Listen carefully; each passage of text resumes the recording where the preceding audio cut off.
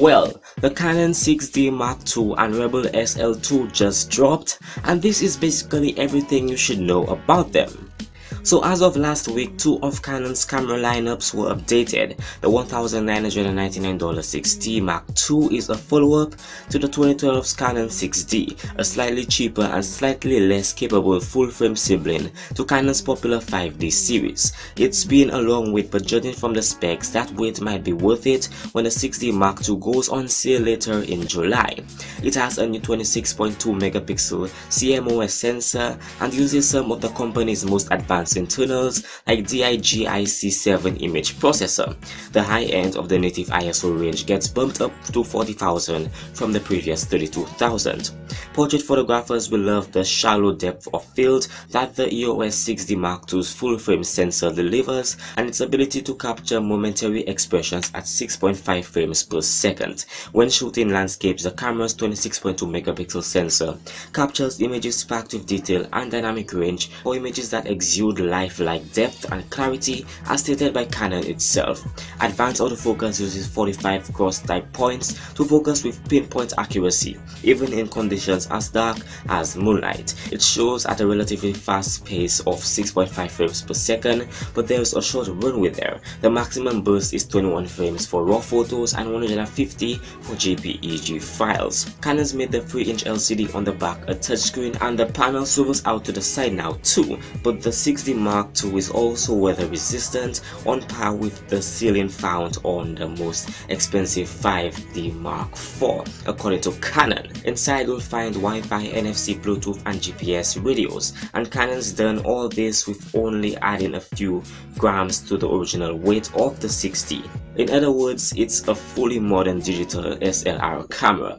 But the interesting thing about both the Canon 6D Mark II and the Rebel SL2 is that neither of them have 4K video capability. I find that a bit strange on Canon's part, especially since most of the world in terms of video is moving towards higher quality, 4K, 5K and even 8K, but I'm pretty sure that Canon has a reason behind this. Looking on their site, you can even see that video only goes up to 1080p, but time lapses can go all the way up to 4K resolution, so that's an interesting bit there. Moving on, let's talk about the Rebel SL2.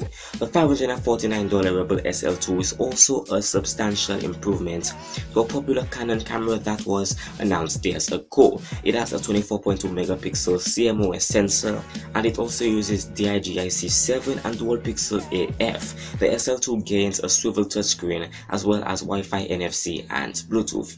The EOS Rebel SL2 is a small, light and compact camera with high performance capability that allows users to get creative when capturing their special family moments or travel experiences, according to Canon. While the 6D Mark II is designed for advanced amateur photographers looking to step up a level from crop sensor DSLRs, the SL2 is meant for entry-level photographers looking to jump up from smartphones and point, end and shoot cameras.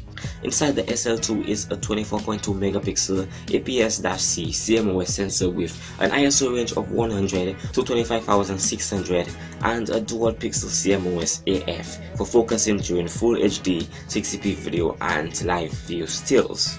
Canon boasts that the SL2 has the world's fastest autofocus speed among similar cameras of the class. Focus can lock on in as little as 0.03 seconds using the camera's AF system, which utilizes 9 phase detect autofocus points. When designing the new EOS Rebel SL2 camera, Canon took into consideration feedback from entry-level photographers who expressed interest in learning how to go beyond a camera's program mode, Canon says. The result was the creation of a convenient new user interface called Feature Assistant. Using the 3-inch vari-angle LCD touchscreen on the back of the camera, photographers can even learn how switching modes and settings on the new camera will affect the image that they are about to shoot.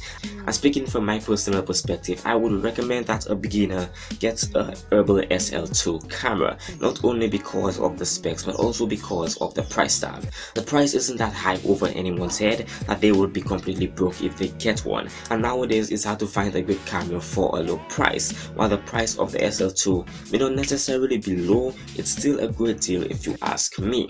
And this is where I close off the video. I'll leave in a few links down below so that you can check out both of these those cameras. Also, if you want to check out my recent videos, I leave a few links down below also that you can check out.